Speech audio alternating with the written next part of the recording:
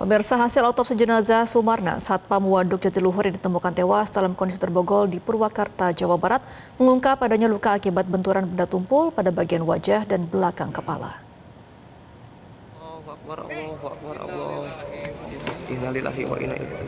Penyelidikan kasus dugaan pembunuhan terhadap Satpam Waduk Jatiluhur, Sumarna, yang ditemukan jasadnya terborgol terus dilakukan oleh Satreskrim Purwakarta. Selain telah melakukan pemeriksaan terhadap 15 orang saksi, olah TKP serta memeriksa rekaman CCTV. Satreskrim Polres Purwakarta juga telah menerima hasil otopsi terhadap jenazah Sumarna. Dari hasil otopsi ditemukan luka pada bagian wajah dan kepala korban, namun Satreskrim Polres Purwakarta masih menganalisa hasil otopsi tersebut.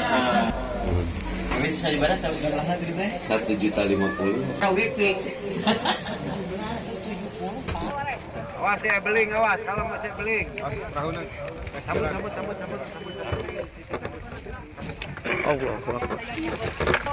Awas ya beling, awas kalau masih ditemukan pada saat di TKP itu dalam keadaan terborgol dan posisi tenggelam. Ya. Ada luka untuk luka masih kami untuk hasil otopsi kami masih juga simpulkan dari hasil otopsi dari Sartikasi kami masih simpulkan. Ya. Berarti sudah diotopsi tapi belum keluar hasilnya, Pak?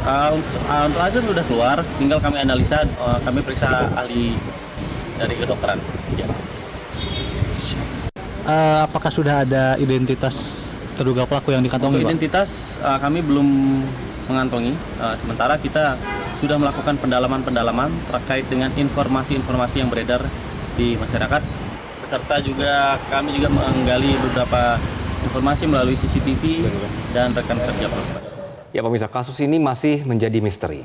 Meski polisi sudah melakukan pemeriksaan terhadap 15 orang saksi, namun hingga saat ini belum ada satupun yang dijadikan tersangka.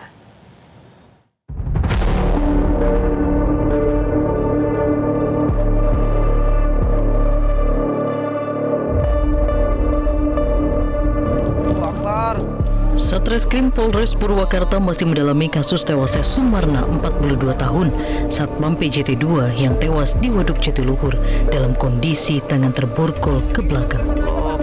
Kasatreskrim Polres Purwakarta AKP Imade Purwantara menyebut hingga saat ini sudah melakukan pemeriksaan terhadap 15 orang saksi dan kemungkinan akan terus bertambah.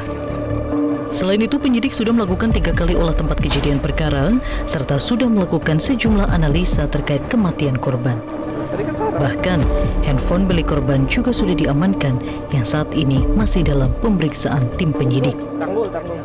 Ya, kami masih mendalami untuk peristiwa tersebut. Beberapa kemungkinan sudah kami kumpulkan untuk kami dalami dari beberapa saksi yang sudah kita periksa. Mungkin hari ini juga ada penambahan beberapa saksi yang akan kami periksa. Olah TKP sudah dilakukan berapa kali, Dad? Olah TKP sudah kami lakukan 3 kali untuk melakukan pengecekan CCTV di sekitaran TKP, kemudian memastikan dan prarekon untuk korban bisa jatuh tenggelam ke dalam dasar waduk. Ya. Sementara itu, Satreskrim Polres Purwakarta dibantu Polda Jabar saat ini tengah membuka dan memeriksa rekaman CCTV yang berada di sekitar Waduk Jatiluhur. Polisi juga mendalami adanya dugaan anggota geng motor yang terlibat dalam pembunuhan Satpam Sumarna. Ada 99 saksi yang sudah diperiksa oleh Polres Purwakarta, dan di mana di situ juga mencari keterangan pada saat sebelum kejadian dan juga pasca kejadian. Kita juga sudah mendapatkan beberapa rekaman CCTV yang kita lakukan pemeriksaan, dan dengan sekalian kami butuh waktu untuk bisa mengungkap kasus kejadian. Saat ini, Polda Jabar telah melakukan otopsi terhadap jenazah Sumarna untuk memastikan apakah korban meninggal akibat menjadi korban pembunuhan atau lainnya. Tim Liputan Metro TV. Pemirsa, untuk membahas lebih lanjut terkait dengan kasus ini, sudah terhubung bersama kami ahli psikologi forensik Reza Indragiri. Selamat siang, Pak Reza. Selamat siang. Iya, Pak Reza, dari informasi sebelumnya sudah 15 saksi yang diperiksa tapi belum ada yang menjadi tersangka dari pihak kepolisian. Sebenarnya seberapa sulit untuk menentukan dan juga memeriksa 15 saksi ini, menentukan juga siapa yang menjadi pelaku dalam kasus yang sadis ini, Pak Reza?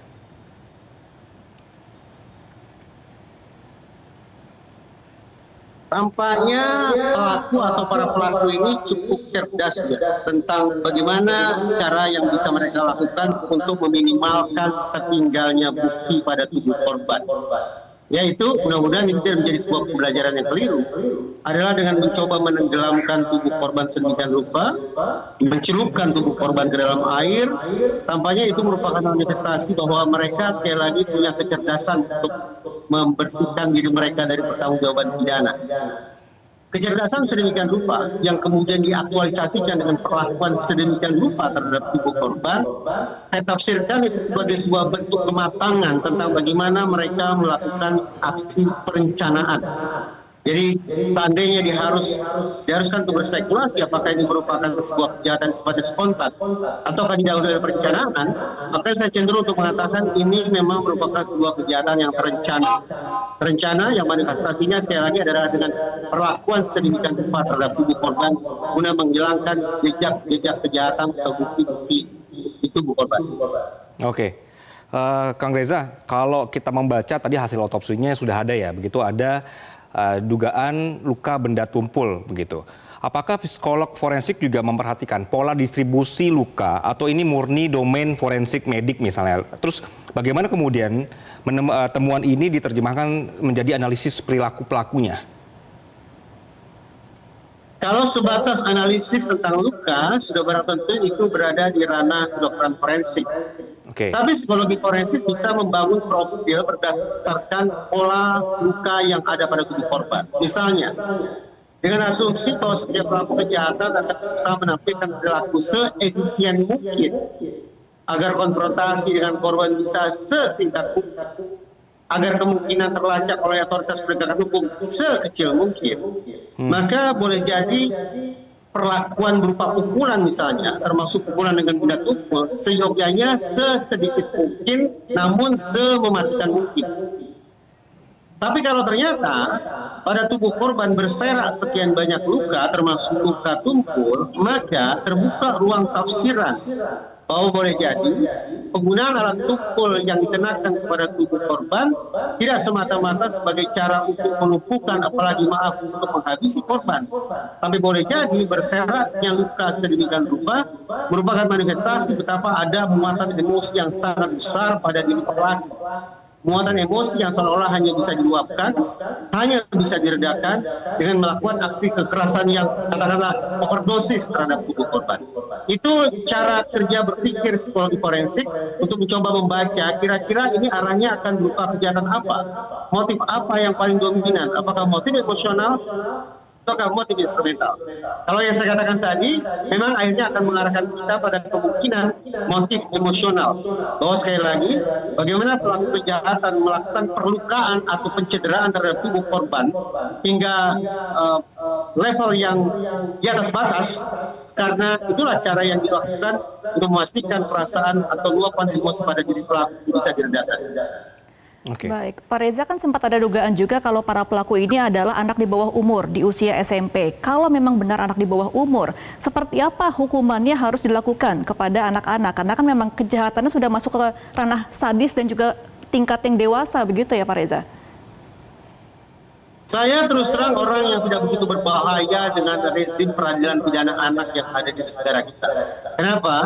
Ya, undang-undang sistem peradilan pidana anak memang spiritnya adalah tanda petik pembelaan, pemakluman, peringanan sanksi bagi anak-anak yang melakukan pidana. Tapi beruntung di Kabupaten Pasir Utara, Penajam, pengadilan negeri di sana menjatuhkan hukuman terhadap anak yang melakukan pidana di atas batas hukuman maksimal yang tercantum di dalam Undang-Undang SPPA. Di dalam Undang-Undang SPPA tertera di situ bahwa seberat apapun perbuatan pidana yang dilakukan oleh anak, hukuman maksimalnya hanya 10 tahun saja. Tapi hakim di Pengadilan Negeri Penajam Pasir Utara ternyata menjatuhkan hukuman di atas 10 tahun, 15 tahun, atau bahkan mungkin seingat saya 20 tahun. Memang putusan itu memunculkan kontroversi. Bagaimana kemudian hakim menjatuhkan hukuman yang melebihi undang-undang. Tetapi pada akhirnya, vonis hakim itu inkrah. Artinya, otoritas peradilan dan juga masyarakat bisa menerima kenyataan bahwa anak-anak yang melakukan kejahatan di atas batas kemanusiaan pada akhirnya memang harus dikenakan hukuman lebih berat daripada undang-undang. Undang-undang yang notabene tampaknya tidak lagi sesuai dengan tuntutan zaman, yang tidak lagi membuka matanya pada kenyataan bahwa anak-anak kita hari ini pun bisa melakukan kekejian yang luar biasa. Nah, apa yang sudah dilakukan oleh hakim di Pengadilan Negeri Penajam Pasar Utara itu mudah-mudahan bisa memberikan inspirasi bagi seluruh hakim kita, termasuk hakim yang mengadili kasus ini nantinya, bahwa atas nama keadilan, terutama keadilan bagi keluarga korban, setelah mempertimbangkan bahwa pelaku betapapun usianya masih anak-anak ternyata memiliki tingkat kesadisan yang luar biasa, jangan sungkan-sungkan untuk menjatuhkan hukuman yang lebih berat lagi daripada yang tercantum dalam ketentuan perundang-undangan. Oke, kalau apakah dalam kasus yang diduga, ini kita masih dalam konteks dugaannya remaja gitu ya Kang ya, apakah penyidik ini perlu membedakan siapa pelaku utama, siapa yang ikut melakukan kekerasan, dan siapa yang hanya berada di lokasi? Dari sisi psikologi investigatif, bagaimana cara membedakannya? Memang setiap aksi kejahatan yang dilakukan secara berkelompok, artinya lebih dari satu orang, hukumannya tidak bisa pukul rata. Pertanggungjawaban pidana tetap melekat apa melakukan apa, siapa melakukan apa. Kalau sudah bisa didefinisikan secara spesifik khas masing-masing siapa melakukan apa, maka pada akhirnya nanti hukuman akan dijatuhkan berat ringannya sesuai dengan peran masing-masing pihak tersebut.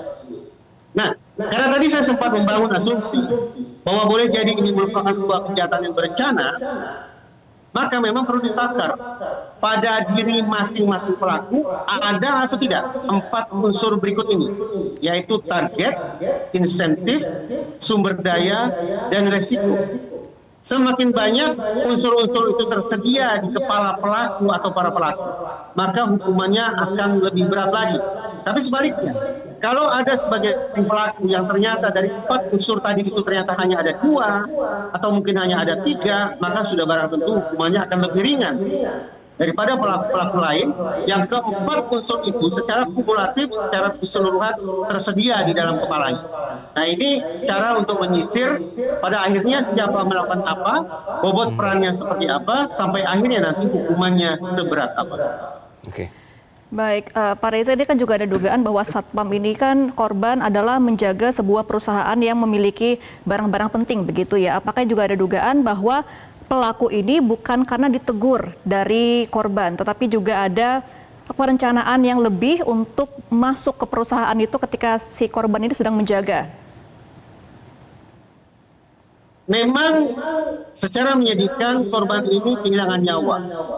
Dia korban homicide, bahwa dia meninggal dunia akibat perbuatan orang lain. Tetapi pasal-pasal terkait homicide pun sesungguhnya beragam. Tidak hanya pembunuhan, tapi juga ada pembunuhan berencana. Juga ada penganiayaan berat yang bisa mengakibatkan orang meninggal dunia. Ada juga penganiayaan berat berencana yang mengakibatkan orang meninggal dunia. Dan seterusnya, dan seterusnya. Yang ingin saya katakan adalah, kalau memang kronologinya pada dasarnya para pelaku ingin melakukan kejahatan instrumental, yaitu masuk ke kantor atau masuk ke pabrik untuk mendapatkan manfaat tertentu, namun kemudian dipergoki oleh petugas keamanan, lalu para pelaku melakukan kekerasan terhadap petugas keamanan tersebut sampai petugas keamanan meninggal dunia, maka tampaknya memang tidak bisa kita kenakan pasal pembunuhan, apalagi pembunuhan berencana pada para pelaku. Boleh jadi maksimal ini adalah penganiayaan. Tinggal lagi apakah akan dikategorikan sebagai penganiayaan berat atau lebih serius penganiayaan berat yang berencana.